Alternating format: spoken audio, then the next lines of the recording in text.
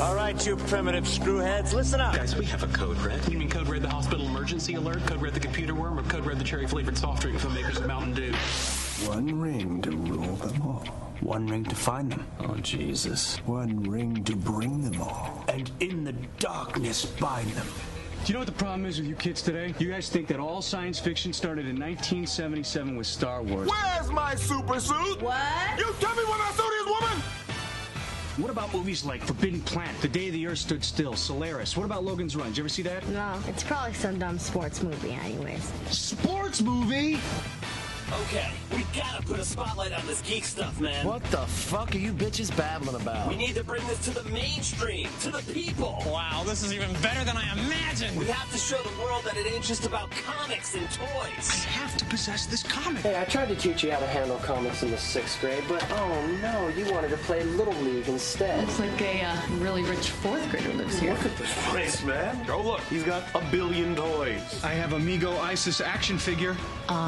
Mighty Isis? We're not about dressing up as Green Lantern. How often does one see a beloved fictional character come to life? Every year at Comic-Con. And hoping for that one day, that one fracking day, for Cylons to bring us down impossible space-age future shit. That's exactly what it's about. Oh, really? Yeah, this shit ain't gonna work. Oh, man! I'm still geeking out about it. All right, look. There's only one return, okay? And it ain't of the king, it's of the Jedi. Looks like we got more Lucas hounds here to mock Roddenberry. You'll have to excuse him. He's not down with the trilogy. There's only one trilogy, you fucking morons. Oh, Star Wars geek. Oh, I'm the geek? Look at you two whipping out your preciouses. I'm gonna kick your ass back to the Shire if you don't shut your fucking mouth. Where are the stars of this piece of shit? All right, guys, you have your mission. Go forth and wreak havoc. I say we stay here and fight it out. Come on, you fuckers think that just because a guy reads comics he can't start some shit? I'll fucking take all you want!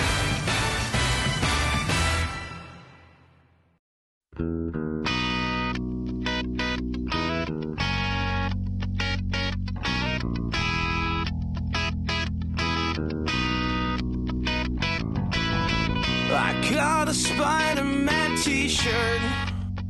Hey folks, it's OG here. Although the show is a little bit late, I guess it's better late than never. What you are about to hear is the New York Comic Con 2013 interview show. These are some of the interviews, or I should say all of the interviews, that me and Big Kev did at our booth this year in Artist Alley. A bunch of guys, Eric Scarecrow, Peter Beagle, Dave Dorman, Royden Lepp. You're in for a pretty good treat. I hope that you enjoy them. And, of course, coming up later this week also, we will have a full new episode of Big Kev's Geek Stuff as well. So enjoy the interview show, and we will be back in a few days with episode 305, I believe you're at. Thank you, and good night.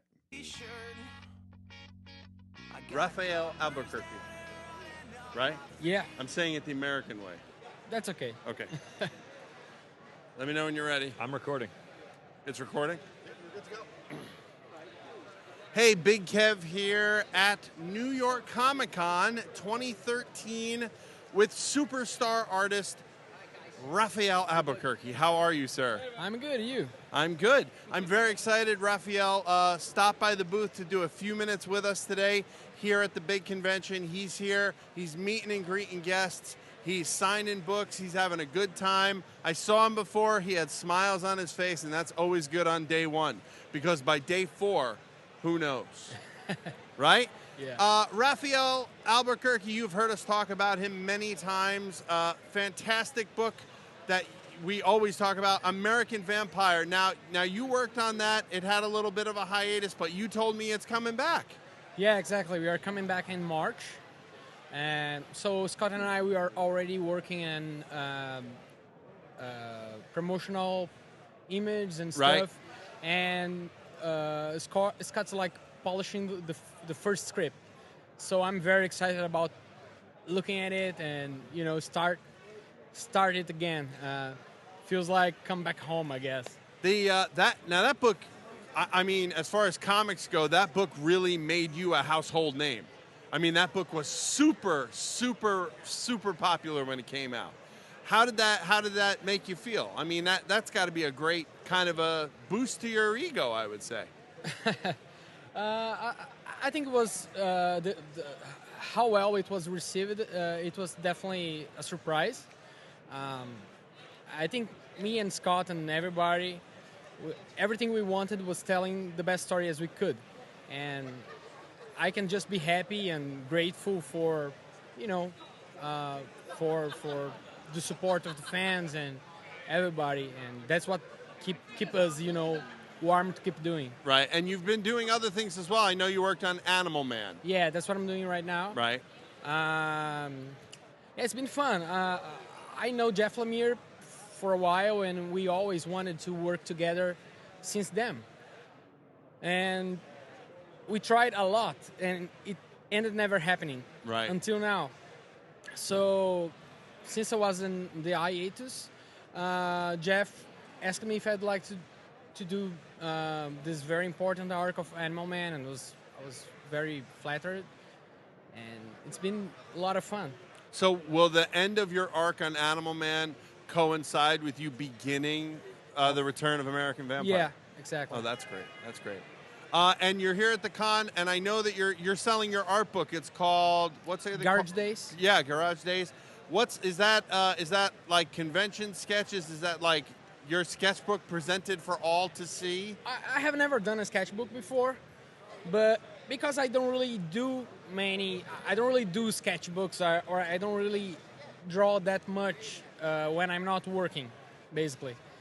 So the few things I did in these last, 4 years, I just collected in a 60-page book and finally put out. Yeah, and I checked it out. It's great. You should definitely check it out. If you're coming down to the show, you can meet Raphael Albuquerque. What's your booth number? It's F9. F9. Artist Alley. Right in Artist Alley, number F9, and check it out. Raphael, thanks so much for spending time on Big Kev's Geek Stuff. Thank you very much. We appreciate it. Hey, it's Big Kev. We're here at New York Comic Con 2013 with superstar artist Dave Dorman. How are you, Dave? I am fine in New York after all these years. It's probably been 12 years since I've been here. So here's what's really funny. I see Dave at different shows around the country. I see Dave at every celebration. And we always have a good chat. We're talking about the things that we enjoy. And I turn around, and behind our booth, right in the next aisle, in my eye line, is Dave Dorman at New York Comic Con. Amazing. Who would have thought? Who would have thought it? Now, Dave, I know that you have a bunch of things going on. I want to touch on a few of them. Okay. I know the Wasted Lands. Right. What's going on with that project? Well, right now, sequentialinc.org has been running for free the Rail graphic novel. So if you check that out, you'll be able to catch up on what's happening with that. And come this spring, we will be producing an omnibus which features that graphic novel plus a number of other pieces of material that have been published, getting that back into the marketplace, and then following that up with the second graphic novel to continue the series. Right, and now somebody is also developing a game. That is correct. A company called Silent Gunfight has produced, or is in the process of producing, they're in game testing right now, a game based on my Wasted Lands world. It's called Rail Iron Wars, and it's sort of a combination of Risk and Magic, where you have a board game, right, but you also have a card game element along with it. Oh, nice. So it's these giant sort of war trains that you start with. You can build armies on top of them. You can add weaponry on top of them. And you go out and you try to conquer the world of Rail. Wow, that's great. It's very cool. And the way that the guys are developing it is that you can play it as a board game, you could play it as a card game, or you can combine them both and have a bit more expanded experience. Yeah, the complete experience. Exactly. That's great. So it's very cool. I don't think that anything like this has been done before. And it's going to have just a ton of cool Dave art. Now, did I hear also that you're doing some sort of sequential story as well? Yeah, there's a couple of things that I'm working on right now. One of which is ties in with my Hitch character, which is a motorcycle zombie. Right. Just 2 months ago, a magazine called Monster Massacre from Titan Books published the first of what I hope will be a series. They just asked me back to do a couple of more episodes for the next couple Monster Massacres. So this is sequential art, something that I don't normally do, and it's pretty fun.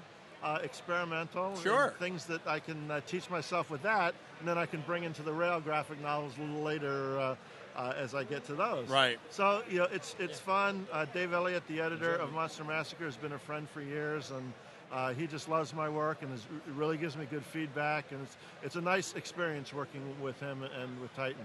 That's great. And the last thing I want to touch on, of course, I mean, it would be unheard of for me not to talk to you about. I mean, you tell me if I'm wrong. I'd say the thing that you're most well known for, your Star Wars imagery, the prints Absolutely. and the images. And I, of course, am a huge fan. Everybody knows what a big fan I am of your artwork, of your Star Wars artwork in particular. Do you have a new piece cooking on the horizon with everything that's going on?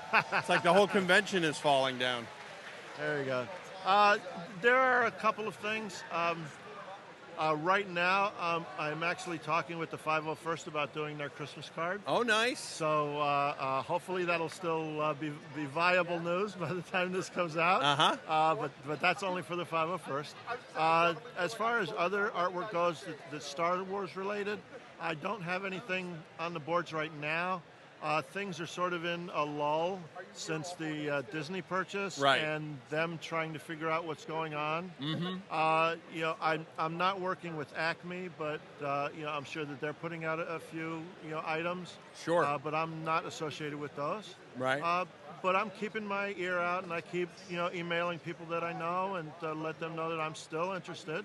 And as they work out what they need to do, for the upcoming film in 2015, they'll start, having some new material.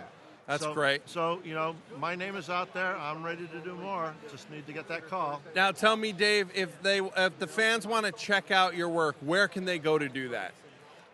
Oh, gee. On the interweb, Yeah, is there on the any interwebs. particular place? Yeah, my wife is going to hit me with a hammer about this because I haven't updated my website in such a long time. Oh, boy. I mean, really, the easiest thing right now is to just Google my name. There you Dave go. Dorman. Dave and Star Dorman. Wars. I really do need to get that website back up and running. I do have a couple of Facebook groups, Dave Dorman Studio, Dave Dorman's Wasted Land, Dave Dorman's fan page. So if you just Google, my name without the images, you'll come up with ways to find me.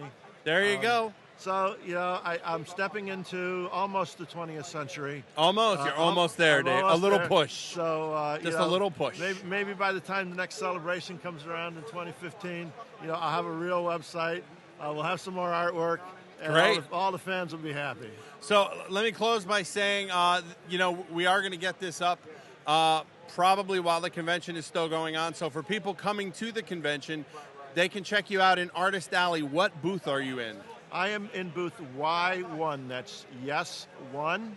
And I am with the Other Dead people. I just did a cover for them, which is sort of an animal zombie thing. Nice. It's very crazy. Kevin Eastman is one of the creators, and he will actually be here tomorrow, Oh, Saturday. great. And so I'm sitting with them all weekend, and I have prints, and autographs are free. Yeah, one of those prints belongs to me. Yeah. One of those is mine. I did. So- Check out Dave Dorman if you're coming down to the show down in Artist Alley. Thanks so much, Dave. My pleasure. Thanks for having me. Hey, it's Big Kev, and we're here at New York Comic Con 2013. This is day something 3, I think. Day 3 this is? Day 3. Day 3, and we're here. We're very happy to have with us today one of the great fantasy authors, Peter S. Beagle. Why do you know Peter S. Beagle? Because probably you've read his book, some of his writings, but most people might know Peter S. Beagle as the creator of The Last Unicorn. That's right. Remember that cartoon film that we all watched our entire lives growing up? Peter S. Beagle responsible for that film, and we're very happy to have him with us today. How are you, sir? Actually, I'm wide awake, and usually it takes me to the third day of a convention to be completely awake, especially when I've come from California. But I grew up in New York, so it's always lovely to be here. I usually stay on the Upper West Side with my favorite cousin, and when the weather's good, I just walk down to the Javits Center because I'm back in New York, and when you're in New York, you walk. That's it. That's the truth. And you do a lot of walking at a convention, all of us.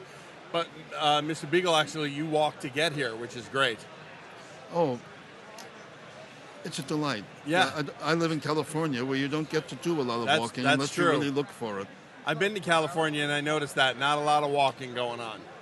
Oh, there's a famous Ray Bradbury story called The Pedestrian. Yes. Mm-hmm. And that goes back a long way, and it's still largely true. Sure. Let's, if we can, let's talk about The Last Unicorn. So for years and years, Last Unicorn, there was a release on VHS. That's how far back that goes. Right. And then for so many years, it was out of print, and so many people, there were underground copies going around, and people were sharing them and wearing them out because there was such an overage of watching the film because it hadn't been re-released and so on. I'm guessing a lot of people in that time period were trying to reach out to you going, hey, can we get this? We're looking for it. What's going on? Well, in the same way, when I first heard of J.R.R. Tolkien, I was 15. 1954, there was a great review on the front page of the New York Times Book Review. And as a teenager, I thought that sounded really interesting. I'd love to read it, but I couldn't find it. It took me 4 years until I was in college to find The Lord of the Rings. Wow. And even then, it was something that passed around between friends. It was like a secret code. Right. When I wrote a book about coming across country with my best childhood friend on a couple of motor scooters 50 years ago, when I mentioned Tolkien, the editor insisted that I describe, when I mentioned The Lord of the Rings and compared Cleveland as we were passing through it to Mordor, the editor insisted that I be specific about what Mordor was. Right. And later on, when I was first doing magazine writing, I did a piece on The Lord of the Rings on spec for a magazine that usually bought my stuff. And they turned it down on grounds that Tolkien was not contemporary enough. That was the phrase. Later on, that same piece became the introduction to the Tolkien reader because the Tolkien explosion had just happened. Right. So it's often a matter of timing, matter of being in the right place at the right time. Sure. And as the Spanish proverb says, when it's raining soup, it's no good to be out there with a fork. That's right. Excellent, excellent. And so now, of course, the film has been re-released in different formats, Blu-ray and so on and so forth. And in addition to that, there's been a comic book made out of it. A graphic novel, yes. Yes, a graphic novel by IDW, if I'm not mistaken. That's correct. And that has been a huge success. Tell us about those two things and how this sort of resurgence is kind of affecting you. I see you a lot more at conventions now. I see you're doing a lot of book signings and things. And remind me, I want to tell that story about your and my connection from a long time ago. But tell me how this whole re-explosion of The Last Unicorn is affecting you. I attribute it a lot to my all-purpose hustler, chauffeur, agent, editor, and as he would say, lackey, Mr. Connor Cochran, who began dragging me to conventions 10 or 11 years ago, right, and has tirelessly hustled the book in every format, in every possible way, ever since. If it hadn't been for Connor, I don't know. And if it hadn't been for being dragged out like that, I would never have known that I had a fan base. I don't know how else to put it. Right. I had no idea of how many people really loved the book, knew my work, and it's mushroomed from there. Sure. It's really great that something that's so timeless and so wonderful for people of all ages is still in this day and age is still available for them to enjoy in any format? You're never sure, because I still remember doing a television script years ago with a role in it for a black dancer who lived in Oakland, where I live. And she had worked with one of my heroines, Katherine Dunham. And gradually, as she aged, gone more into straight acting. But she took time out and wrote a book about Katherine Dunham and told me, and was published in a series of books about dancers. And she told me, I will never do that again. I don't know how you guys do it. You write a book, you don't know if you got it right or not. When I'm dancing, I know, or acting, I know if I'm doing it right because the audience will tell me, my body will tell me. Right. But you guys, you don't know if you got the book right. You don't know if anybody's going to read it. You can't be sure it'll even get published. It goes out there. Maybe you hear from one or two people. Maybe Sure. you never hear back. You have no feedback. You have no idea Right. if you achieved what you meant to achieve. She said, I'll never do that again. Never. And I understood what she was talking about. Of Sure. course. Sure. And the last thing I want to close with is a story which I've told you on a number of occasions, but I want to put it out on the air because it really was a wonderful gesture. Sometime in the 90s, way back then, I was madly in love with a young lady whose favorite book from her childhood was The Last Unicorn. She loved the film, she loved the book, such a fan. And I managed to find a first edition of The Last Unicorn, and I managed to find your address, because in the 90s it wasn't stalking yet. It was just finding a guy who wrote a book. Right. And I sent you the book, and I sent you a letter, and I asked you, I told you my whole story about how I felt about this young lady and how this was such a special gift for her and so on. You wrote a wonderful bit in the book, signed it, and you also wrote me a nice letter back. I wish I had it now so that I can read it. It was very touching to me, and it was very touching to the young lady. And I'm very, very happy and grateful that you are the kind of person who is able to do that for other people. So this is my chance to publicly thank you in front of all my listeners for being that kind of person. You're very welcome, and I'm certainly honored. And the best thing I know to say to that is, in most situations, I try to do what I think my father would have done, because he was that kind of person. Right. And if it doesn't quite suit the situation, I try to decide what my oldest daughter would do. But one way or another, I'll get it right, or I'll try. It's great that you have both of those generations to lean on. But I have to say, as we close, Peter S. Beagle is here at the convention. He's in Artist Alley. Do you know your booth number? B14. B14. You can come, you can meet Mr. Beagle, you can talk to him. I've had a great time talking with him today. He's got plenty of copies of all of his books. He's got the comic book, he's got the film version. Anything you need from Mr. Peter S. Beagle, you can get it at the book. He'll sign it for you. He's a great, wonderful man, and we're so happy that he was able to join us on Big Kev's Geek Stuff. Thank you so much, Mr. Beagle. Thank you so much for having me. I'm delighted to be here. And I'll be right back at my booth as soon as I go pee. Hi, this is OG here, and we are here Saturday. Is it afternoon at this point? I've kind of lost touch with reality. I think it's reasonably considered afternoon at this point. Okay. And today I have Zach Giolongo with us at the booth. You might remember, I guess it was a few months back probably at this point, right? 3-4 months back maybe? Maybe even a little longer than that? Yeah. We talked about his book Braxo on the show. Broxo, yeah, sorry. Right. And we really loved it. It was a really awesome book. It was a fun independent title. And actually, I think we had a couple people tell us that they had picked it up. I don't know if that translates back to you or not. We tell people to they all emailed me too and said, hey, not at all, did they? Rat bastards. Listeners, do us proud here at Geek Stuff. If we tell you about something, let them know.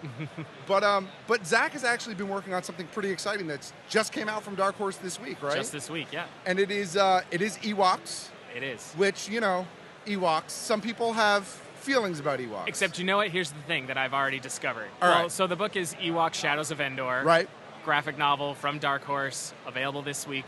For every kind of like one person that's like, Ewoks, there's like 30 more who are like, I love the Ewoks, Right. where have they been? You know, all this kind of stuff. It's great. It's been overwhelmingly positive. So, I remember seeing the listing in previews, but I don't know a ton about the book, and in case our listeners don't either. Tell us a little about it. Is it dark? Is it middle of the road? Is it childish?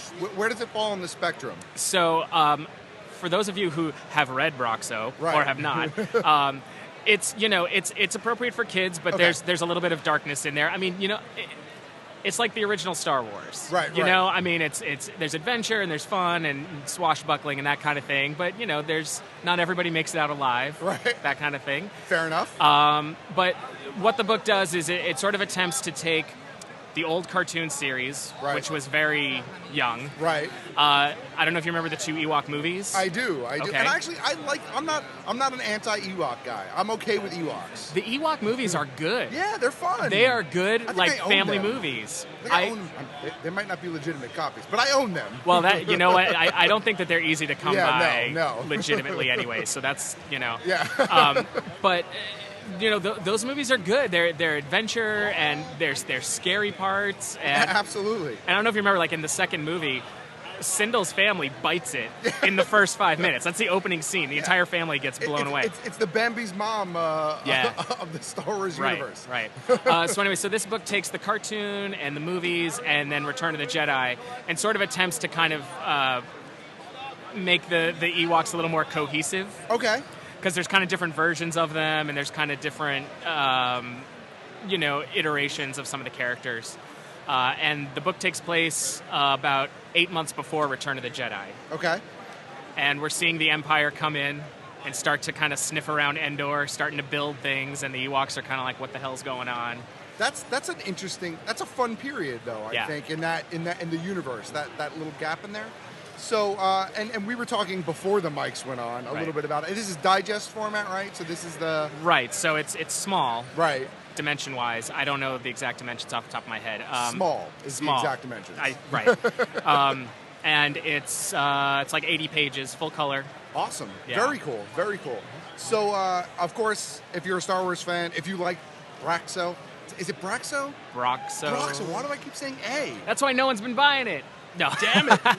No, I swear. It's even on my bookshelf at home. I look at it all the time. Damn it. Well, if you're a fan, and you're a Star Wars fan, and you're an Ewok fan, or an Ewok hater, I'm going to say pick this up anyway. Yeah, hey, you know what? There are already some reviews that said, I picked up this book anticipating I was going to hate it, and I ended up loving it. See? So I'm like, hey, that's great. I'm all about spreading the Ewok love. Absolutely. So please be sure to check out that book and Broxo. Yes, finally. Please be sure to check out Broxo as well. And Zach, thank you for stopping by the booth and taking the time to do a couple minutes with us. Thanks for having me. Absolutely. Okay, it's Big Kev. We're here at the end of day 2 of Comic-Con, and I happen to wrestle Frank J. Barbieri. Now, a literal wrestling away from the booth. Yeah, I did, literally dragging, kicking, and screaming over here to Big Kev's Geek Stuff in Artist Alley, himself over the other side of Artist Alley. And you may recall us talking about one of my favorite new books out there. It's called... Blushing already. It's absolutely the truth. It's called 5 Ghosts. A unique concept, beautiful art, and Image Comics puts it out, right? I've read every single issue. My co-host OG, the Trader Waiter, has only recently caught on to the wave, if you will. Thanks for coming down. We really appreciate it. Thank you so much for having me, and I'm going to eat all of your candy corn. I know. You would not be the only one. When I say it's my favorite candy, people love to tell me, like, it's not really candy, it's just sugar. Like, I'm like, yo, step off. All Quick, right? show them all the exclusives that are colored like candy corn. Wait. Oh, God, it's all in front of me. There are. It's not even a joke. That one comes with candy corn. That one does come with candy corn. Yes, sir. You guys are doing it right. Doing it right.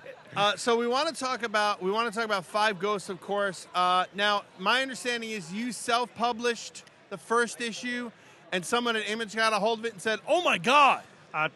We were floored, but yeah, this is actually our 1-year anniversary. Technically, we released the first issue, the exact issue that came out via Image, right here last year at New York Comic Con. We actually kickstarted it the May before. Nice. So we had like the first 5 pages done. All right, real big story time. So essentially, I've known Chris for about 6 years now, and we've been working together for around 3 or 4 years already on a book that ended up going nowhere, just like that we were going to self-publish. And I got really burnt out on that. I loved Chris's art, and I was like, you know what? I was an English teacher at the time, so I guess literary stuff was on my brain. The way you described that, I thought it was a Marvel book. No, it was totally self-published. But so I thought of 5 Ghosts. See what I did there, Scapegoat? I said it, because he said it went nowhere. I said it was a Marvel book. See what I did? But well, there goes all of our other interviews. Yes, all of them. So I'm sorry. Go ahead. Anyhow, I had the idea for 5 Ghosts. I convinced Chris, listen, let's stop doing the book we're doing. Try this. I really like it. Made the pitch. Stopped teaching. Had no money. We went to Kickstarter. Kickstarted the first issue. Released it, and then lo and behold, someone from Image picked it up and gave it to Eric Stevenson, the publisher there. Eric. Mm-hmm. And they swooped in. We're like, would you like to do this here? We were like, yes, please, God, yes, yes, yes. So now here we are. It's been a crazy trip. Let's talk about that. You had the idea. You had the concept. Where the hell did that come from? It's funny because I remember exactly how it came about. And can you, and while you're telling a story, can you give us a little overview? We've talked about it on the show, but for the listeners who maybe are joining us for the first time or who haven't caught one of the, I don't know, half a dozen times we've at least talked about this, or more than that, I guess, at this point. Well, certainly. So 5 Ghosts is the story of a treasure hunter who's in a kind of amorphous 30s time period. We don't really narrow it down, but he gets the powers of 5 ghosts, which are characters from literature.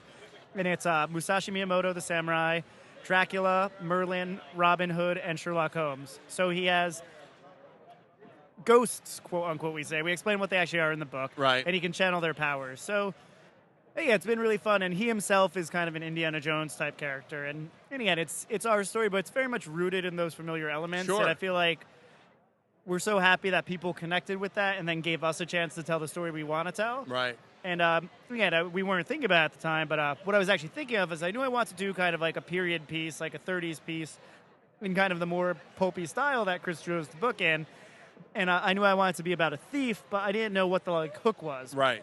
And I was thinking, I was like, well, what if he's like super attentive and like has detective skills? And I was like, oh, well, what if he could actually channel Sherlock Holmes? And then from there, I'm like, oh, why stop there? And for some reason, I decided to settle on 5. And right. There you go, 5 ghosts. Then it just, like, my favorite part of writing is kind of like building mythology and extrapolating from there. So once I had that concept, I really just kind of started pulling apart. And then Chris immediately just got it. Like, he sent me sketches, like, the next week. Sure. I'm like, that's what the book needs to look like. Good job. And he actually colored half of the first issue, too. Wow. He was and he was hand lettering it. He spelled a word wrong when he was hand lettering. I'm like, that experiment's over, yeah. We'll get a professional in to do that. Well, I actually lettered the book myself. There you go. There you go. We'll get a more handsome person to letter. Let's actually talk about Chris with the last name that clearly didn't get his ass kicked in high school, Mooneyham. Moon's over my hammy. I'm telling you, man, if one thing attracts you to a book, to a comic book, it's the first impression that you get from the art when you open the book. I opened issue 1 and I was floored. Such a great style, but you can tell where his influences come from like the world of a Mike Mignola or the world of I had one on tip of my... He gets old Howard Chaykin a lot. Yeah, that's what I meant. Yeah, very Howard square Chaykin. Faces. Yeah, excellent stuff. And Gary Giannini was the one I was thinking of. Chris is such a talent in that way, too, because, again, it's that fine line where you can tell what he likes, but he brings his own stuff to it. And what I always say, too, is why we got in at just the right time is people aren't really drawing in that kind of, like, I'll say throwbacky style without being, like, exploitive of it. But he just kind of draws like that. And even just sitting at the con last year, we're sitting with a bunch of people who all draw, like, house superhero style. His work just stands out. And, again, I think that really helped us raise the profile of the book. And he does an amazing job. I mean, he likes really busy paneling, and that's so fun to write for because I know if I write, like, 10 panels, he'll get it on the page in a good way. And we work really close together. I mean, like, again, straight up, like, for, like, some fight scenes, I'll be like, oh, okay, Chris, draw a fight scene and let him have fun because I trust him and he does great work. And we're continuing this series, right? Because I know the first trade has come out because... Oh, my God, I just got a candy corn refill. Oh. Because OG has read the book, ergo the trade must be out. So Thank you for picking it up. Absolutely. We're gonna continue on with that, right? Yes, we were planning initially to do a mini-series, but it was really us being just a little, like... Cautious? Exactly. I mean, we were totally unknown creators coming out of nowhere, and I didn't even want to seem, like, full of it to Eric at Image, the publisher, saying, like, you're going to give us an ongoing series. So I was like, no, we'll do an arc, we'll do a mini-series, see how it goes. Sure. Maybe come back for another mini, but we love the book so much that clearly we had a million ideas, and because it has that literary element, we can use anything from the whole of like fiction and literature. Sure. So there's a million stories we can tell. So I just simply asked, like, I'm like, hey, would you guys mind if we keep doing this? And the book's thankfully been doing well. And they're like, yeah, keep doing it as long as you want. So great. We'll actually be back this month. October 30th is our 6th issue, which is actually a oversized issue. It's 40 pages again. And our friend Gary Brown, who draws The Massive with Brian Wood, and he was actually Chris's roommate in school and our good friend, actually did this issue. Oh, he did? I don't like saying a fill-in because it wasn't a fill-in, but as a guest artist. Sure. He did a beautiful, beautiful job. Mooneyham needed a break. Mooneyham got ahead, thankfully. That's a nice thing about doing someone else for a month. But it comes out this month, and it's a one-shot, which is nice. So it's a done-in-one story. So we're hoping to catch some of the people who just got on the trade. And then we'll be back in November, so we're stay monthly. And we'll probably go through 13 straight, right through issue 13 with Chris doing all the art. And then we'll probably do, again, another trade, and then hope we keep Hear going. that, OG? You're going to get to read those next bunch of issues, too. Oh, that next trade is going to be so long, too. It's going to have the 40-page one-shot and then 6 issues worth of content in it. So it's nice. Yeah. It's. Do you find, and just as a side note, do you find that people are kind of gravitating towards the trade paperback more than a monthly issue? Absolutely. I feel like in the same way that people like Netflix and binge watching, like it's really just the like hardcore comics fans who like monthly story. And I love reading books monthly. Like, I don't know, it's probably because I always did. And I like almost the waiting, a lot of times, and I feel like this way with TV, like you watch closer and you kind of read closer if you know that's all you're getting. Yeah. Especially when I was younger and had more free time, I'd reread my single issues Sure. over and over. But Making sure you didn't miss anything. Yeah, but at the same time, like, I know you do have to be thinking about it as a creator, like writing with the trade in mind. I feel like the first arc of Five Ghost Side was kind of obsessed with having the issues be a little more insular. Right. And now that we know we have the room, the next arc, the new arc is called Lost Coastlines. It's about, it takes place largely on like islands and in jungle, so we're getting kind of out of the dark a little bit. Great. And it's nice to know we have the room. And again, just coming right at it as a 6-issue arc, like I could kind of set some stuff up. And one of my favorite things as a writer is pacing. So I'm still making sure it reads good as units, but it's so nice to know we have the room to tell like a big story and think of it much more as a film. Well, Frank, I want to thank you so much for stopping down at Big Kev's Geek Stuff, spending some time and talking about your wonderful book. Thank you for all this free candy. Yeah, sure. And let me tell you, if you guys are coming to the con, you can see Frank J. Barbieri and Chris Honeywood. No, that's not it. Mooneyham. Honeywood is better. My honey kitten Honeywood. Chris Mooneywood. They're in Artist Alley. They're signing books there. Table R7. Now R7. Now Mooneyham's sketch list is finished for the con, as I understand. What a sellout. I know, right? But Frank's going to help me get a little head sketch in my book. So I'll write you guys poems for free. There you go. We'll just stick it in front of him. Here, you have to do this. Like a disclaimer, there will be no poems. I'm sorry. No poetry of any time. Yeah, poetry may be, word that you talk really fast at the end. Frank J. Barbieri, thanks so much for hanging with us. Thank you for having me. Check out the book. It's from Image. It's called Five Ghosts. Listen, you've heard us talk about it before. Now you've heard the creator talk about it. What else do we have to do to get you out there and reading this fabulous book? It's also, support your local comic book store. It's $9.99. Like, we made the trade cheap so people get out there and pick it up. So there you go. Give it a shot. From the creator himself, Frank J. Barbieri, thank you so much, sir. Thank you, guys. Hello, folks. OJ here on, is today Friday? Today is Friday, right? Nope. Nope. Not in Comic-Con. I seriously don't even know anymore. It's Friday, sort of midday, not the end yet. It's getting late, couple more hours. Not even all those, like 60 minutes so this whole thing ends. So the con explodes. Except that the Artist Alley, they keep Artist Alley open until 8 p.m. They keep us here an extra hour. It's Artist Alley. But I'm not staying an extra hour. I'll be honest with you. So I am here with Eric Scarecrow, who has not been on the show since Toy Street. Really? We did a video segment with you at Toy Street the last time that happened. The only time. Really? Yeah, Has it been that was the last time. I mean, I see you. We talk. Oh, yeah. But outside of the show, yeah. Oh, my God. We talked at your booth that day. That was the last time I did Geek Stuff? Yes, and that was how many years ago now? 3? It's got to be at least 3. Toy Street doesn't exist no more. Well, too much pussy marijuana. So eventually that was going to come to an end. Yeah. But yeah, you're right. But I've been trying to get Eric to do the show at no fault of his own, mostly at my fault, because I'm just way too busy and he's very busy. But we want to talk about a couple different things. I figured we would start out talking a little bit about something you have coming up. Oh, okay. And I know you can't share a lot, but you are handing out postcards, so you could at least share a little, I'm assuming. Yeah. That's the project, the Kickstarter project that I'm working on right now. It's for an animation project called 9 Deadly Killer Pussies. Okay. Also known as 9DKP.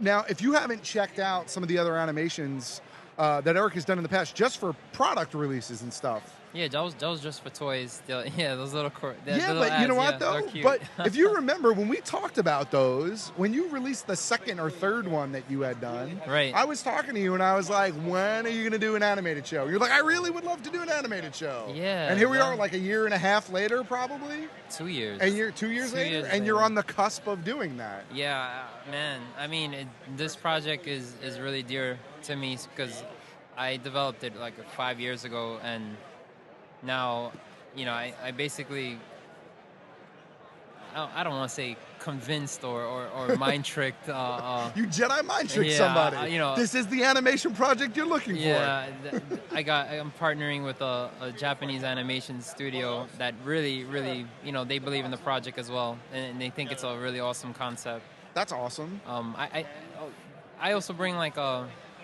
Western edge to it.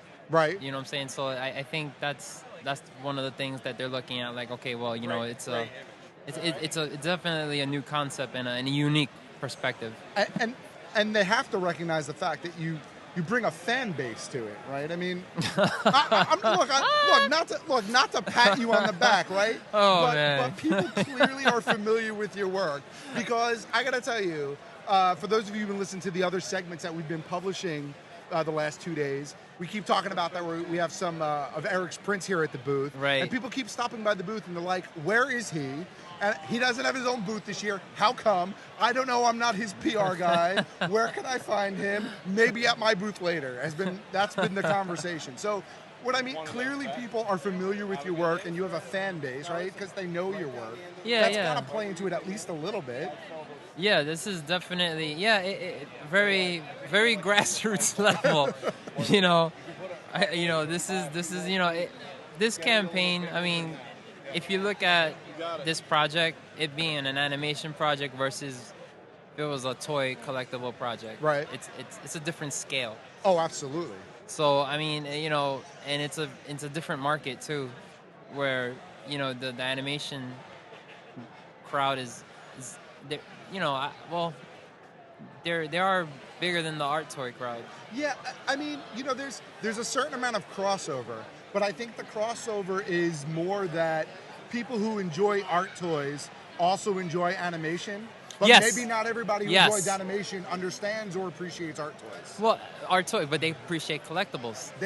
Based on the animation. Right. So. And that's what I'm aiming for, because I think this is what makes sense. I've been doing collectibles for many years. Yeah, like prior to ESC, I've been doing it for since 2002. That's 11 years. I was going to say it's probably been about 10 years. Probably. Yeah, and even through ESC Toy, I've released so many figs. And one of the constant questions and inquiries was, what's this figure related to? Is it related to a comic, a game, animation, so on and so forth? And in the beginning, I'm like, it's just an art piece, it's not. But I felt that something was happening. There's a natural question, and people want to know more about these characters or whatever, you know? That's that licensed collectible mentality.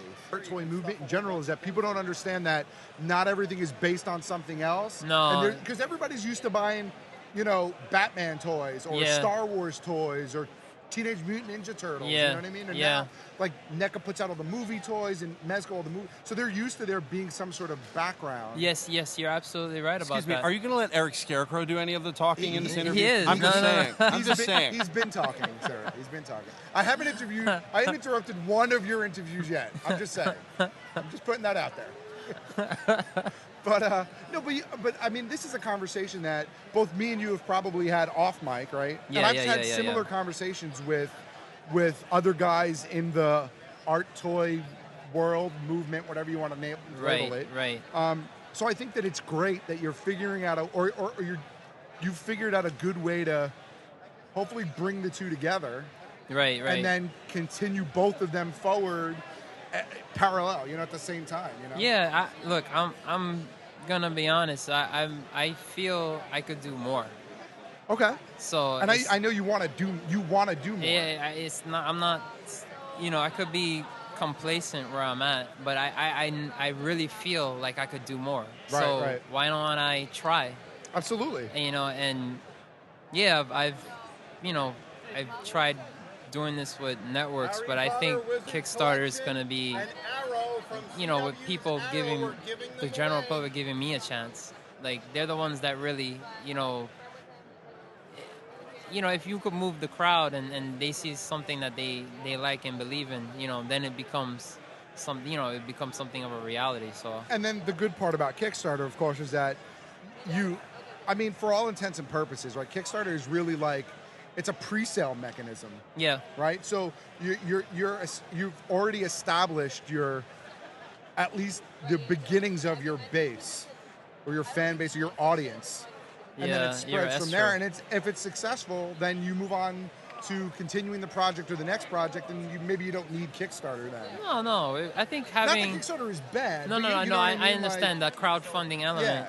I think one of the things I think about the crowdfunding, especially in this day and age, is that it's like it builds momentum. Right. For you look at, let's say, even an old project, like you even see projects based on old IPs. Right. And things that a TV network or a Hollywood studio, I'll talk about entertainment in particular, they'll deem, the greatest American dollar. Hey, we got this. We got this, they'll say, look, I got this idea to, like the Veronica Mars example. The creator's like, hey, I got this idea, let's try this. But meanwhile, Warner Brothers is like, look, the studio's just like, but what was smart was he said, look, let me go on Kickstarter. I'm pretty sure he did a lot of certain things on his own dime. Right. To Warner Bros. Won't cost you a thing. Let me just see if this works. What's it going to cost you if it's on the shelf already? Right. Well, not even on the shelf. It was like in the in the vault. Yeah. So when this thing grosses $6 million. Yep. It's a statement at this point. Sure. It's not like, it's a fluke. It's a statement. Warner Brothers recognizes now that there's still life in it. Yeah, and it's showing you that it's not just the appeal of the project, but it's the momentum that came with the crowd. And I think when you have people involved and they feel like they're really participating in the process. They're part of the process, yeah. Yeah, it's a big deal. I mean, it's like, you're not just putting out product. These people are getting to it's like a yay or nay. Like, you know what, I love this, I want to be part of it, and they back it. You know what it's like? It's like when you you buy a movie and you get the behind-the-scenes featurette. This is the behind-the-scenes featurette before. Yeah, and that's awesome. Purposes, that's right? like really awesome. Yeah, it definitely is. It's definitely an interesting. The crowdsource thing is definitely an interesting phenomenon. Yeah, that's very hot right now. But it makes a lot of sense, and of course the most important part, I think, which I don't think you will have an issue with, but is making sure that your project stands out. Oh. But again, I think what the benefit that you have is that you have a pool of people to at least alert that the project has launched again. Again, at a grassroots level. Yeah, you're underestimating yourself. You're being far too humble, I think. You're being far too humble, I think. I think. But you know, some people just try to do it without anything, right? They got their best friend at home on the couch, and they're like, "All right, I'm gonna tell someone." That's I got 10 followers on Twitter. That I'll say that's ill planning, Right. because this is a campaign, man. Like Sure. it's you know, you really have to. Oh my God, you really have to prep for these things, and a lot of things pop up that you weren't aware of. And I think one of the cool things too that Kickstarter does is it doesn't take down projects that either are successful or failed. Yep. So you could really study what worked and what didn't work, you know, and you're looking at the comments that the backers gave, and you really look at their insight, and you'll see, but these people either complain about this or they're, you know, it's such an interesting concept, dude. Like, I'm, you know, when Kickstarter first started back in what, 09. Is it that old? It's not even, that's young. Yeah, but I feel like I didn't even hear about Kickstarter. After all that talking we did about it. Maybe 09. I'm trying to think the first Kickstarter campaign I contributed to it was the Toy Break OMFG Series 1. Yeah, that was what, 2010 maybe? Yeah. So yeah, 09. Wow, okay. And they broke what, 15 grand in 1 week, right? Yeah, I mean they blew it out of the water. Yeah. Good for them. I think like Kickstarter as a whole has grossed over 500 million today. It's probably even more than what I'm saying right now. Right. That's a very big deal. And you know, it's letting people know, like, hey, you know what? You know, you really could get things done. Well, it's just another element of that, cutting out the middleman. Well, if the middleman gave some more opportunities to people. Well, that's what I mean. What's great about it is it gives opportunities to people who wouldn't regularly have an opportunity. Yeah. In some regards. Yeah, totally. Yeah, you're right.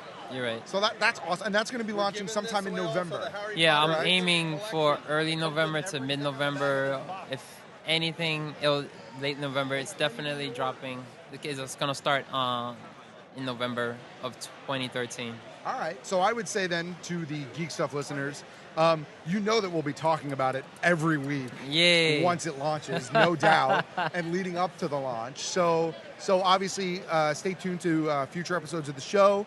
Stay tuned to the website because I'll post information as soon as I know that it's available, and I will make sure to share it with our audience. And of course, we ask you to share it with your friends and family and all that good stuff as well.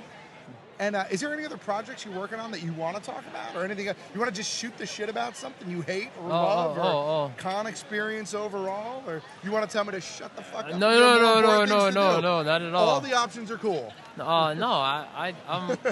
I'm still working hard at ESC Toy. It's Kickstarter. The 9DKP Kickstarter is it's a lot of work, but I'm really looking forward to it. I think I once said you're one of the hardest working people in toys that I know. Yeah. And a testament to that is that I know that you're working on this Kickstarter project and you're spending a lot of time in it. He is the James Brown of the designer world. But I feel like I haven't seen you slow down or slack significantly in just your day-to-day ESC Toy art and releases. I still feel like you're cranking shit out. Yeah. And good stuff, you know what I mean? Thank you. It's still all quality stuff. So it's good that it's good that you haven't had to sacrifice the quality of your product. I know you're sacrificing personal time and sanity, but, but I mean, on the consumer end or the fan end, the product is still coming out and is still great. So thank you. So congratulations on that. It's a feat in and of itself. Thank you, man. Thank you. I appreciate that. I try to stay busy. It helps, like, especially especially this year has been really hard. I lost my dad in February, so yeah, I'm very sorry about that. No, it's okay. And then that, going through that hard time, and constantly working and dealing with the grief and the work, the creative work really helps me get through the process. Sure. You know what I'm saying? Gives you something to focus on. Yeah, and it's positive. Yeah, right. And that's one of the good things about, I guess letting go, because you could go two ways when you lose someone. You can either go you go down the dark spiral, yeah. right, or you can kind of push through and and my art and work, as a whole, all my creative work has really helped me. That's awesome. You're fortunate to have that outlet, but I'm glad it helped you through the tough times. Thank you, as it were. Thank you. But thank you very much for sitting down with us. It's Yeah, greatly this appreciated. is cool, man. I appreciate it. And I hope that we don't have to wait 3 years No, or for another con to get canceled or disappear. Okay, I'm ready to interview Eric Scarecrow now. So if we could set that up, I'm ready to roll. Before you're back on the show, we'd love to have you on anytime you want. Thank you. You want to come out, or we'll come to you, or we'll figure something out in the future? Yeah. That'll be dope. I would love that. Yeah. All right, everybody, be sure to check out esctoy.com. Of course, check out his shop. Come by the booth and check out the exclusives, because we have some awesome prints here.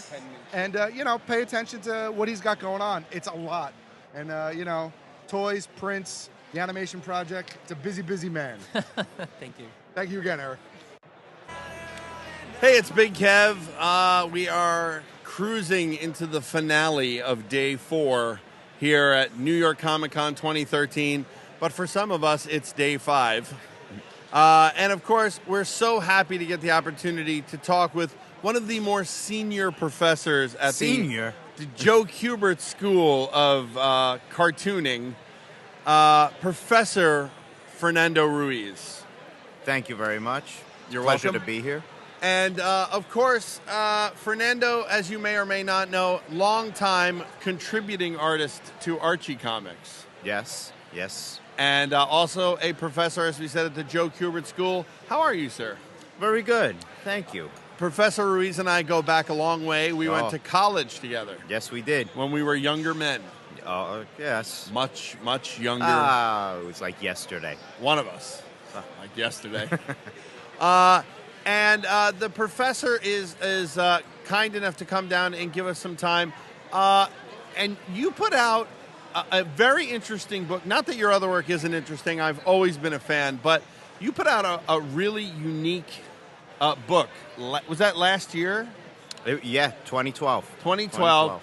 Tell us a little bit about that book. That was it was called Epics, and it was an anthology put together by myself and 4 other instructors at the Kubert School, 2 of which were also my students. And we had one theme, which was the 1950s. And we each did our own story. We each wrote it, we drew it, we inked it, colored it, and we put it out there. And the response has been very gratifying. And is that now leading to like a sequel project? Because I really liked all 4 of the story concepts in that book. Thank you. Is there something going to happen with that? Are we moving forward with the project in a different way? We're doing another issue that's close to getting to the finish line. You have 4 creative people. We're all in different directions, but we're getting back together to do another issue. And I'm taking my character from the first issue, and I'm writing more stories that I hope to spin him off into his own thing. Into like a separate book, solo project, if you will? Probably something like a trade. Oh, that would be great. Yeah, like a graphic novel. And if we can take a minute, I'm very excited about that, but of course it would be remiss of me not to discuss with you your work at Archie. Okay. What have you been doing? What are you going to be doing? Now, I should say the professor has done some of the more interesting titles over at Archie Comics, like Archie, wasn't it Archie's Weird Mysteries? Archie's Weird Mysteries, yeah. Uh-huh. It was based on a cartoon. That was a lot of fun. That was like Archie was doing Scooby-Doo, but instead of it being some crooked land deal, it was a real ghost at the end. Gotcha. So, I love doing that because we got to draw monsters and vampires and robots and giant Pokemon in one issue. It was great. I also did the Man from Riverdale, where Archie was a spy, and that I was working with Tom DeFalco, the editor-in-chief of Marvel Comics for Sure. many years. And he really wrote the best script I ever worked from. And that stands head and shoulders above as the best project I ever did with Archie. And so those are some of the things that you have done. What are you doing currently with them? Currently, I'm penciling Life with Archie, the magazine where Archie is married to both Betty and Veronica. To both of them? Both of them. In two separate parallel continuities. I see. I draw the Veronica half of the book. And the naughty half. Yeah. And I also do the covers and the frontispieces on it. And then on occasion I do like other issues here and there for them. Like I just did Archie Becomes Thor, the Clod of Thunder, and Archie 648, which I think is on the stands right now. Wow. You can go out and check it out at your local comic book store. Yep. That's great. And do you have some stuff upcoming, either Archie or otherwise, other than the things that we've already talked about? Well, we're moving into a new year of Life with Archie, and I hear there's something really big coming up in the next year, which I can't talk about. Archie picking up a third wife? I don't. No comment. No comment. No comment. No comment. I'm also going to be. I just got word that I got approved to do illustrate a book for Simon & Schuster on the popular Rabbids characters. Oh yeah, that's right. The Rabbids. Oh, that's great. Really, that's interesting. Yeah. Why you? They like what I do. I can draw. That's true. You can. A couple other things I wanted to ask you. Is there a future for Captain Power? Or is it Major Power? Major Power. Oh, I'd love to revisit Major Power. This would be the boy. professor's, what would you call it? Dissertation? That was undergraduate dissertation? My senior thesis. Yes. was my own comic book back in college. When I was a senior, I wrote, penciled, inked that one shot that I did, and God help me, that'll never see the light of day again.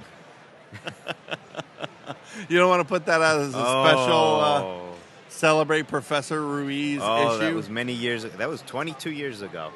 Was it? Yep. Professor Ruiz, I want to thank you so much for coming and spending time with us today. Where can the folks check out your artwork or your stuff? And give us some information on the Kubert School as well. Oh. Kubert. Well, for me, you could check me out at FernandoRuizEverybody.com. FernandoRuizEverybody.com. That's right. You could get some nice Fernando Ruiz T-shirts. Oh, yes, I've seen the T-shirts. Oh, they're popular among the students. I bet they are. And speaking of the school, next week, October 19th, the school is having an open house. Oh, terrific. Which is Saturday from 1 to 4, a great opportunity if you're ever curious about the school. If you just want to meet Adam and Andy Kubert, if you want to... Will they be sketching that day? I don't know if they're sketching, but they're certainly there to meet people. I'm sure they might sign things if you bring them. But it's a great time to tour the school and meet the instructors. I'll be there. I'll be doing demos, and I'll certainly be sketching and signing anything. Anything, yours or not. I don't care. Professor Ruiz will sign it all. Just happy somebody cares. Thank you so much, Professor. That was Fernando Ruiz, professor at the Kubert School, artist for Archie Comics and Epics, one of my favorite anthologies from last year. Thanks for stopping by. Thank you for having me. Hey, it's Big Kev, sliding into home base on day 4 here at New York Comic Con 2013. I'm here with Royden Lepp. Now, you may not remember, but I'm going to refresh your memory on Big Kev's Geek Stuff. We have talked about not one, but 2 of Royden's books, both called Rust, from Archaea, because I'm tired of being corrected when I keep saying Archaea. And everybody's like, it's Archaea, stupid. From Archaea, it still is one of my favorite books that Archaea put out, and I'm so glad You don't understand the tumultuous nature of this show today that allowed both myself and Royden to be here at the same time. It takes a little bit of extra coordination to sit down in this crowd. Yes. After coordinating times and meeting up and all that stuff. And I'm so happy you're able to do it. Rust, the book Rust, what I like to do is give the creator an opportunity to give us a little bit of what the book is about. Now, there's 2 out. What can you tell us about those? So Rust kind of takes place in a alternate 1930s era. It's not really a point in time. I'm not calling it history. It's not really a future apocalyptic anything. It's just an imaginary place I created, so I get to create the rules. Nice. The Taylor family's struggling after this in this post-war era. Robots were used to help in this fight in this great long war, and this young boy Roman Taylor, or young man Roman Taylor, his father doesn't come back from the war, and so he's trying to keep the farm together, keep the family going. And one day, a kid with a jetpack named Jet Jones crashes through his barn, being chased by a giant decommissioned war robot, and mystery and intrigue ensue. I like mystery. We don't know who Jet Jones is or where he came from or why he's being chased by robots, but the longer he stays on the farm, the more trouble he brings. Nice. Does that kind of encapsulate where what the whole series is about, both books? Yeah, I mean that's the kickoff in the first volume, and so the journey of this series is really finding out what the Taylors are going to do in their situation, because they're in a pretty rough post-war era, and the farm is, I mean, they're not going to make it, this year if they don't get some help. And Jet's helping them out, but the longer he stays, the more trouble kind of shows up. So the journey of the series is really finding out who Jet Jones is, what he really is, where he came from, and whether he is the solution to the Taylor's problem or whether he is their worst nightmare. Ooh, dropping a few clues there. I guess so. I guess I did. Yeah, I didn't.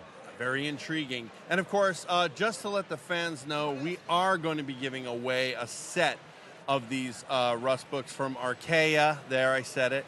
We're going to be giving a set of these away. We're going to ask you to email OG at geekstuffog@gmail.com telling us why you should get a set of these fabulous books. Tell me a little bit about your process, your artistic process, a little bit about where that comes from. How did you get here?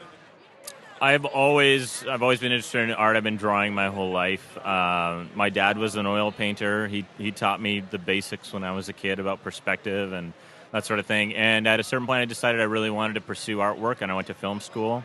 I took animation. I was trained in 2D, page flipping, old school animation. Wow. The classics. The classics, yeah. Although I didn't really get to work in it, I went straight into 3D.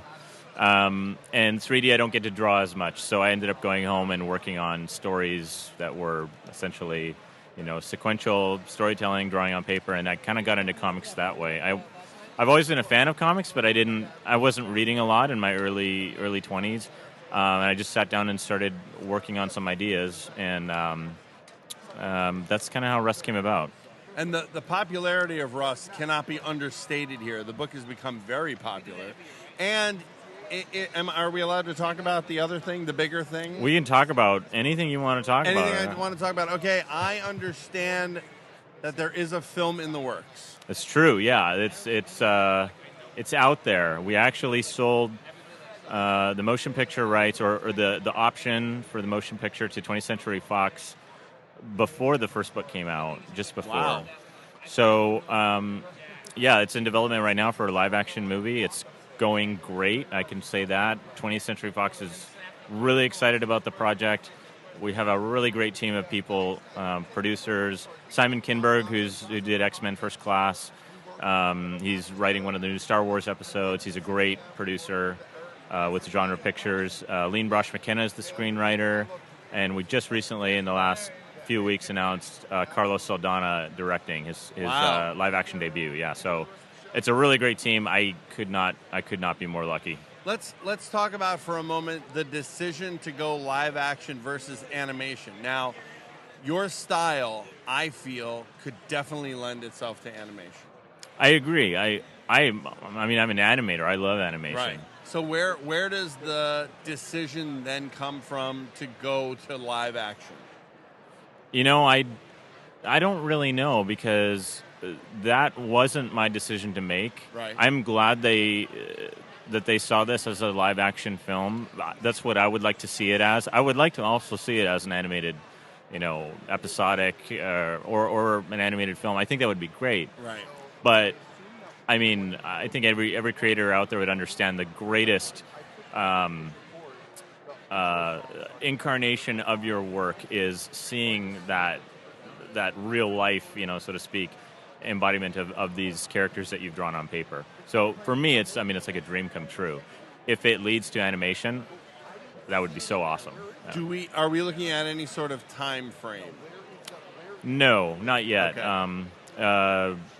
Yeah, I mean, as everybody knows, films take several years. Forever, it seems, sometimes. Yeah. Once shooting starts, that's when everybody kind of knows. You Right. can get a pretty good idea when it's going to come out. So, Do you have some favorite picks for certain characters? Like in the dream world, if you could cast anybody living in some of the roles, do you have some ideas of people you'd like? no, like doing fan casting for your own book. It's like it became really intimidating because I wanted to do that. I wanted to sit down and who would play Roman, who would play Jet. Right. The truth is, a lot of them are kids, and they will probably be largely unknown actors because they'll be fairly young. Right. But for everybody else, I mean, when it's something that's real, you start to actually think these things like, well, who's hot right now? Like, what actors are hot? I don't know who's cool, and I don't really feel in a place to cast at all. Ben Affleck, something for Ben? I think Ben would be into it, yeah. Because he's on the hot bandwagon right now. Yeah, I think it would help cool him off a little bit, maybe.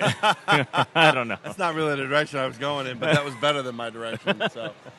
I don't know if you saw, I saw a T-shirt upstairs that had the old Batman 60s logo, but instead of saying Batman in the wings, it said Affleck and had one of those circles and cross through it. Oh my gosh! Wow. They don't waste any time hating around here. Let me tell you. Yeah.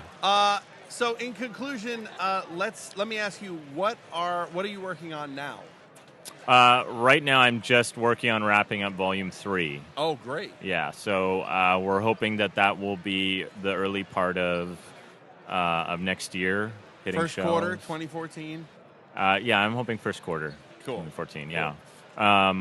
That'd be the idea, but yeah, I don't have too much further to go. So we're just wrapping up Volume 3. After that, I'll be digging into Volume 4, and that'll be the final book in the series. It will be. It will be. Yeah. Is that where all will be revealed? It will be a complete story. Then I promise not to leave anybody hanging at the end of Volume 4. And will there be Ewoks in Episode 4 of Rust? I wasn't going to, but now that you bring it up, I'm thinking that I've always loved Ewoks. Something small, furry. Yeah, yeah. Distracting, something like that. Yeah, something for the kids. Something for the kids. Well put. Royden Lepp, I want to thank you so much. I know what a very difficult time it was for us to meet up with you and be on time for that meeting. And I want to thank you very much for coming down. You can check out Royden Lepp. Do you have a place where they can check you out, like a website, or should they just go to Archaea there? They can go to Archaea. If you Google my name, thanks to my parents, I'm pretty easy to look up. I've got a portfolio online. I sometimes put new drawings and paintings up there, but not real frequently. So you can find me online if you Google my name, but I don't have any big fancy website. Gotcha. And you can look forward, hopefully in the near future, to the film. And of course, once again, we are giving a set of Rust books away, volumes 1 and 2, over at the website. Well, not even at the website. You just need to email OG at geekstuffog@gmail.com and tell us why you would like a pair of Rust Volume 1, a set of Rust Volumes 1 and 2. We're very happy to be able to do that. Royden, thanks so much for the time. Thanks for having me on, Kev. Hey, this is OG here as it's Sunday, I think, at this point. I think it's afternoon. I have eaten lunch, so I'm slightly better than I was 10 minutes ago. I am here on the con floor, of course, with George Vega. Hello, all. Vega. Vega. See, I get it right. After the first time where I was corrected, I get it right. Yes, Vega, just like the Street Fighter character. That's right. Just like that. Right. Vega, VEGA. So, of course, if you're a longtime listener to the show, you will recognize that name because George is behind Vegamation Press, Yes, who's sir. been working with us for a few years now. Yes, 5 years. 5 years now, this, right? This December will be 5 years. Awesome. Yeah, we give away, or we talk a lot about, and we've been giving away George's company's art books, sketchbooks, Yes. collaborative projects. Yep. And obviously, we give them away to you guys when we get them. Yep. And there's always some great art in there. There's always some great artists in there. Actually, I think out of most of the people that have been in there, though, personal experience, Karen might be the first one that I've met in person. Other than yes. you, of course. Right. I mean, yeah, I think so because most of the guys in there are international. So Right. every time I make a lineup, I try to cover the globe, so to speak. And that guy, he's from the U.S. Right. So you'll run into him, and he's a major con goer. So you're gonna see him everywhere, and he's just a heavy hitter as far as art goes. That's awesome. Now, let me ask you, because I'm curious now that you've said a lot of those guys are international, which I kind of knew anyway. Mm-hmm. How do you, as long as it's not a trade secret, how do you choose, or how do you pick and choose who you work with? Because it's interesting that you choose a lot of international artists as opposed to local guys or artists. just And US. not that there's anything wrong with that. Right, It's right, nice for that you sure. spotlight those because I don't think a lot of people do. Right. So it's definitely unique to what you do. So Yes. is it because you know them or you know their art, or how does that work? Yeah, generally it's their art first. Okay. I am I'm everywhere as far as social media goes. Right. I'm on DeviantArt. I have an account there, so on DeviantArt alone, you get a lot of international artists. Sure. It's just a global setting, global stage, and some are artists that I do know personally, and doing it so many years, sometimes I even get recommended artists, and we're finally at a point where some artists do approach us. Oh, nice. I meet them, and they're like, oh, I've heard about your books, and so talk to me about it, and I'd like a shot at the book. And, there's no major interview process. I just check out the art, and if it fits, it's in. Probably the only difficult part about it is I can't have too many of the same style.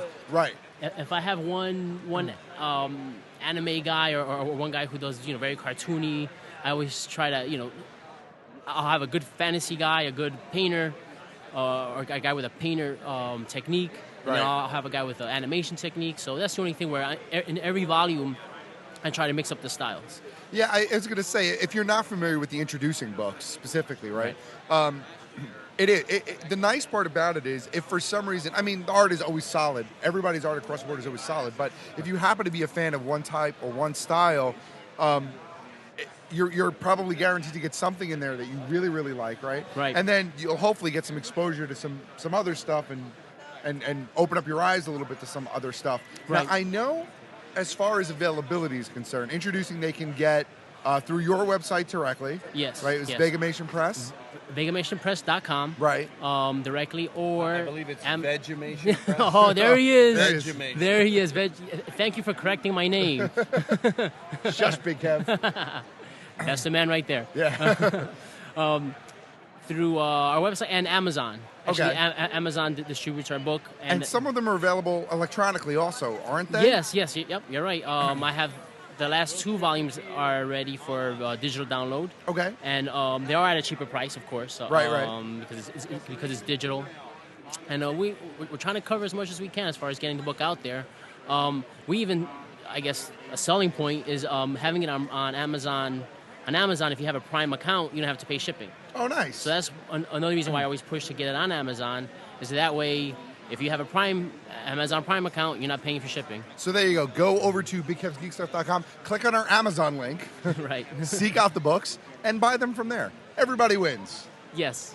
All right, so new introducing should be out Should soon. be out soon. I'm even saying maybe shipping last week of October. Okay. Art's already in. It's already at the printers. If proofing goes well, quality inspection goes well, then Right. then we'll be shipping immediately. We are taking pre-orders now. Okay. We're taking pre-orders now on our website only. Okay. VegamationPress.com. You can go right on our website, and we already have a 10% discount put it in there. Oh, nice. So at this point, you can get it for $17.99 plus shipping and handling. Perfect. That's great. So it's and that's only for pre-orders. After we start shipping, we'll have to get rid of that deal. But hey, That's all right. Yeah. Now, in the downtime between the last volume of introducing and what's coming out, you had time to do your own sketchbook. Yes. Finally. Finally. Right? Because, I mean, I've known you for quite some time, and I've seen pieces here and there and little bits here and there. Right. But, in the background. But it's about time that you took the opportunity to really showcase your own work. Yes. So tell us a little bit about. Please allow me to introduce myself, which is totally appropriate. yeah. It's my first sketchbook or art book, and it's showcasing my artwork. Right. Personal series I've done, some of the professional sketch cards I've done. Right. You just did some Witchblade sketch cards recently, right? Yep. So some Witchblade sketch cards. I just wrapped those up, and I got the permission from the company who actually put them out, which is Bragent. And I let them know I was putting this book together, and they said, go ahead, no problem. And a lot of personal stuff in there too. Awesome. A personal work, professional work. It's a mixed bag. As far as availability, same channels. Same channels. Yeah, it's definitely a great book. I like it because, I mean, aside from the fact that you have a lot of unique stuff and original stuff, right? You've got some recognizable stuff, some Transformers stuff in there, right. and I'm a fan of the steampunk stuff just because. Oh, but, yeah, I love that stuff. I even noticed in your own sketchbook, you even have a healthy variety in your own style. I guess I notice differences depending on what it is you're working on. Okay, cool. cool. Like some of the steampunk stuff, and I think some of the Transformers stuff looks very traditional, but some of your original stuff is clearly different. Not in a bad way, but it's just different, and that's awesome. It's great that you're still kind of really reaching out, broad strokes to a lot of different people. So I'm going to recommend that you please check out. Please allow me to introduce myself. Yes. Is this available on Amazon as well, or only through your site? It will be available on my website and Amazon. Okay. Within probably by the time this hits the air, the airwaves or digital waves or whatever you call it. Right. Awesome. Anything else you have going on that you want to? Any other books that you're working with, solo artists that you're working with that you can talk about? I don't want to put you on the spot. But actually, there is stuff in the works. It's not even far enough where I could even say anything yet. Absolutely, totally understand. That's a good question. I figured I'd just throw it out there. Yeah. I don't want to put you on the spot. Well, George, thank you so much for stopping by the booth and taking a couple of minutes to talk to us. Matt, thank you. It was great to finally actually have you on the show. Yeah, I'm actually glad to be on the show. And, you guys have such great energy, and I listen to you guys all the time. Well, thank you.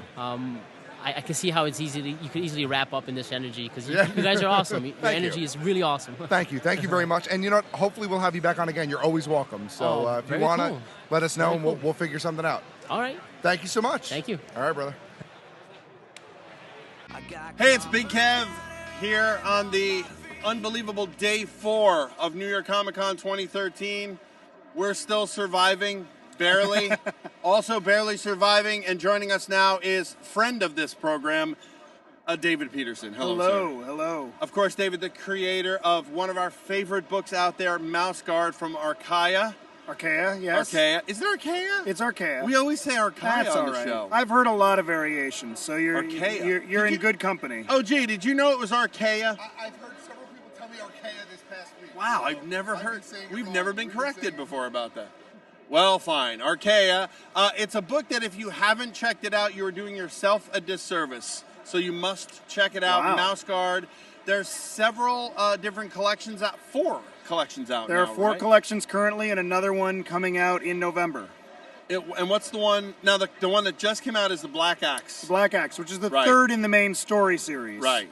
And then there was one, Tales of the Guard. Legends of the Guard. Legends of the Guard. Yep. And that's there's a volume 1 out, and then the one that's coming out in November is a volume 2 of the Legends of the Guard.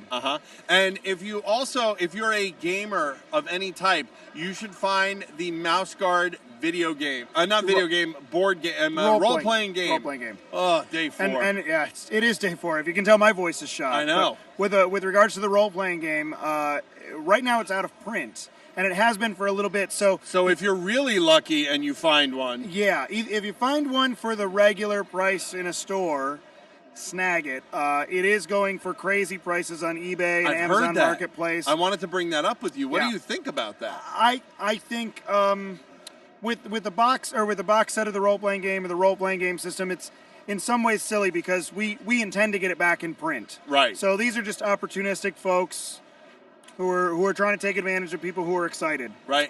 In things like early issues of Mouse Guard, where there were only a certain number of them, right, and that's it, and we're not revisiting it. I understand that becomes a collectible. That Sure. becomes somebody's holy grail of collecting, or maybe not their holy grail, but some other Some lesser sort of grail. some lesser relic. Sure. Yeah, Like a saint's pinky. Exactly. Somebody's toe. Some. There you go. Yeah. Some nun's toe or something. But let me ask about while we're on the role playing game. Yeah. Is there? It's complete in one package. You're not intending to do any additional material for the game. Well, like supplemental material based on maybe some of the new things that are happening in the books. That kind of thing? We might revisit it at some point. Okay. The main hardcover role playing game book is all you need. That and some pencils and paper. And go raid. Wow, old school. Yeah, it is old school. And then go raid all of your board games for their 6-sided dice. There you go. It doesn't take the special like D&D polyhedral dice. This is 6-siders only. That's right. Put your D100 away. Yeah. Yes. We tried to make this as accessible as possible. Now we did a box set that has more components, just to maybe make play easier for the Uber fans to really geek out and everything. But all you really need is that hardcover. And Luke, who wrote the game, and I are both proponents of not overdoing, not oversaturating, not milking an audience, and really letting them play in a game with their imagination. Sure. So we didn't want to give too much information, but I think now there have been enough new Mouse Guard books that have come out. Right. We probably have enough for a supplement when he and I are both ready and on the same page to sit down and actually work on it. But there you go. But in general, our rule is let's not do too many supplements. Right. Let's talk about let's talk about this property, this creation of yours, Mouse Guard. You could have easily, I feel, what's the term? Bought in, sold out, and otherwise went to any number of different venues, animation or toys or these kinds of things. But I noticed that you keep I noticed you keep it very close to the vest, which I actually appreciate. Well, thank you. There were a couple of things. I know there was a statue at one point. There was maybe a couple of little plush. Yeah. But nothing extraordinary. I wonder if you could talk about your decision to do that. Yeah, to kind of pull the reins back a little bit. I know that my livelihood, my success, is completely based on fans enjoying what I do and respecting what I do. And I only get so many books out every so often. So there's also a component of my relationship with my fans. In between books, showing them how the books were made. I have a weekly blog. I do live streams. I come to conventions. I talk with them. I look through portfolios. I chat with them about things that aren't Mouse Guard. That relationship that I have with the fans, whether I've even met them or not in person, is important, and I realize it. And so in that same way, I never want to take advantage of that. I never want to just put something out because I know we can make some cash.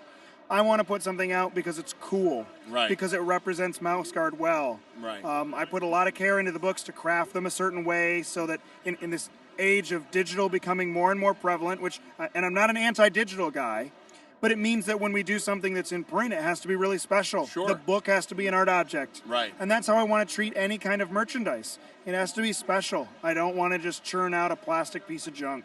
Sure. We actually talked on one of the other times that you've visited with us, Dave. We talked about the format of the books being sort of non-traditional. Now I see that Archaea has put out sort of an oversized version of Yeah. the books. Yeah. What's that all about? Well, I have no idea what that is. Right when Fall, the first book, came out as a hardcover, and I was at conventions, there were retailers who were swinging by and saying, man, I sell a ton of your book. If you just did a new limited edition of this book and like did a different cover or put in a tip-in plate or signed and numbered it. A tip-in plate? Yeah. Like, I could sell each copy for, $60 or $80. It was, and I'm thinking, but it's exactly the same book. Right. Again, you want me to take advantage of this relationship of these kind people who are supporting my lifestyle. I'm not cool with that. The only way I want to put out something limited and special is if it really is special. Or reprint anything is if we're doing it a different way than the first way we did it. So fans had seen at conventions my original art pages, and which are amazing if you get the chance. Thank you. And they're inked, just like lots of comic books. The original art, the physical original art, is black and white, and then I color it digitally for the final production. Right. But people were really enjoying looking through all the black and white pages at their full size. Because they get, just like other comics, they get reduced down for printing. And I said, well, the fans seem to enjoy looking at those at that size. Why don't we reprint the whole book in black and white at the original size of the artwork? So it's like you're holding a portfolio of all the original pages in one binding. And it kind of really gives you an even further insight into the way that you work, into the kind of the finer points of it, if you will. Sure. I mean, there are sometimes where I wouldn't say the details get obscured, but they're just clearer to see when it's large. And in that same way, sometimes my mistakes get obscured. I cover them up in the coloring. And this way you get to see that I make mistakes. They're not perfect. These things have lots of flaws. Not perfect. You're hearing it here first. That's great. And so have they done this with each of the volumes thus far? So far, fall and winter. Fall and winter. And any time that I do some kind of a weather effect when I'm doing the production on the book, right? I'll take a sheet of paper and I'll lay it over my page and on a light box so I can kind of like see through. Right. That's where I draw in like the rain or the snow, and that way I can also control it. So if it's rain, I can make sure the rain is kind of coming down the contour of the face. It's going down the right contours of a mouse's head or splattering on the top of their head. So I have to be able to see the original art to do that, but I need to be able to isolate those raindrops or snow or whatever it is. Right. So we reproduce those in vellum. Okay, in the great. books, so you can you see really are through. getting the whole effect of your process. Yeah, it really is like getting to be in my studio and hold the originals. That's amazing. The winter book, so fall had about, I want to say 20 tip-in plates. Wow. Winter had 66 Wow. because there's a lot of snow in that book. Yeah. Sure. And that ended up being a huge production challenge, and it took a while for Archaea and the printer and I to all kind of figure out how to do it and meet the challenge and get it so the binding would stay together, keep the price point where we needed it so that folks could still afford to buy this thing. Right. And so that came out, I think, just before Christmas last year. Right. So it's only been out for a little while. And provided that sales go well, I'm totally open to doing a black and white version of my most recent book, The Black Axe. Now, do you keep all of your original artwork? You don't sell it? No, or? I do sell it. Oh, you do? Yeah, I mean, I go through and I cherry pick pages that were special to me Right. or moments that I just can't give up. But the vast majority of the pages I make available. So you must have some sort of physical record when you go to make these additional books? I have high-res scans. There you go. Yeah. Okay, great. And now tell me, Dave, as we're wrapping up here, what can we look forward to now? What's coming up? What are you doing and working on? I'm taking a little bit of a mouse break. I am done with my part of the second Legends of the Guard volume that comes out next month. Right.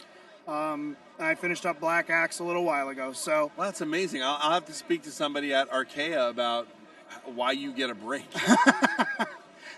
Please don't. Please let me take my break. I was actually supposed to get a break between Winter and Black Axe. And I think while the fans saw a break in publishing, on my end, there wasn't really a break. There were other things going on. There was role-playing game stuff going on.